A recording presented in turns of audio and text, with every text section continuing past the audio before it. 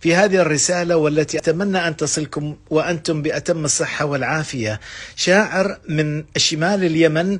شاعر سلطان العواضي، كتب قصيدة استفز فيها شعراء أبين وشعراء شبوة وشعراء الجنوب العربي، مجموعة من القصائد ومجموعة من الردود، اخترت منها ما مكنني علشان أرسل الرسالة وتصل للجميع. الشاعر سلطان العواضي كتب في قصيدته وفي بدعة وفي غلطته: يا الانفصالي يدك حنشان الظماء، من مار بالعظمى وصنعاء لا دمار، ثرنا وجينا لي التحرير، الوطن اليوم في شبوة وبكرة في جعار، جينا على الشاص البريمي لا عتق، دسنا على جند النخب في كل دار، الجيش في العرقوب جاهز مستعد، تأديبكم واجب لتصحيح المسار، تطهير خيبر أمر حاسم قد صدر، نعرس البمار بسمرة زنجبار.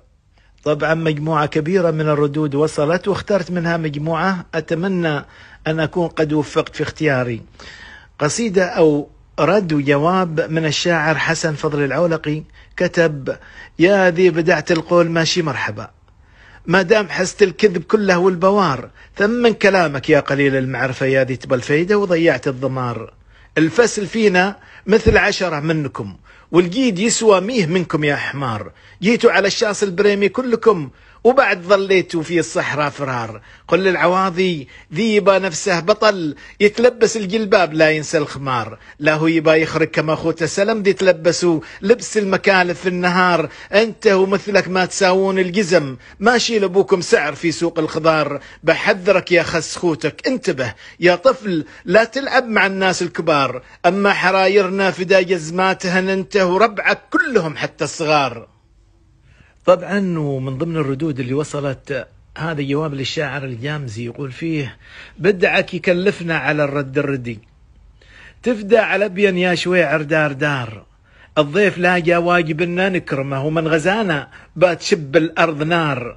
اقرأ قد التاريخ بيشهد لنا، يشهد لنا في الحرب ولا في الحوار، البنت رافض دي تبى تعقد بها أخوالها، فحور أبوها في جعار، عاد المصيبة لاسمعوا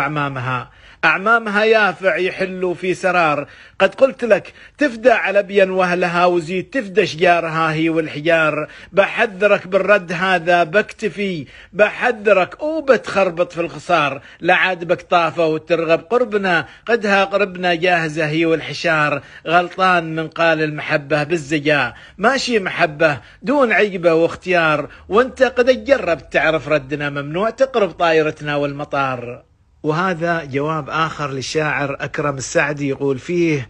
يا بين كبيرة بتظلي للأبد، ما بايضرك يا سما رش المثار، وإن جت مذمة من عديم النسب، ما بايهزك يا جبل رمي الحجار، وانشي شرف عند العواضي ما ترك أرضه الأطفال الحوث واليوم فار، يا بايع الناموس تفدق دامنا، ذي لا بكم نخوة ولا شي دم حار، احنا فدينا أرضنا برواحنا، وانتو تركتوا أرضكم تهت الجهار، لكن قد قال المثل طول الزمن، الفسل دايم لا بصر شاجع يغار، وريتها الغيرة العرضك تحترق، ولا رمادك ذي انطفى يرجع شرار، ولا بودي يكلفك يا هاجسي، لكن واجب لجم ذي صبح دون عار، وفي ختامي يبين انتي للأبد، أرض الأسود الكاسرة وأرض النمار. طبعا وهذا جواب آخر وأخير للشاعر محمود الجبار يا أبو البتار، ويقول فيه: كذاب يا دحباش ما تسوى حذا، والله مارب ما تساوى بالجدار، ذي جيت من مارب وبتحرر عدن، حرر معاور كل زيدي في الجوار، يا نعلبو ذيهم قليلين الحياة، ذيهم بدل كل قطعة بالغيار، ماشي لكم جو في المعارك ملحمة غير الهزيمة حيث تممت المسار، جيتوا على الشاصات لحد العلم، وجيشكم ما عد سلم ظلوا فرار، تشهد لنا دوفس ويا كم من بطل دسنا فلول العدو في وضح النهار، والله القسم يا ابن العواضي انك ندم،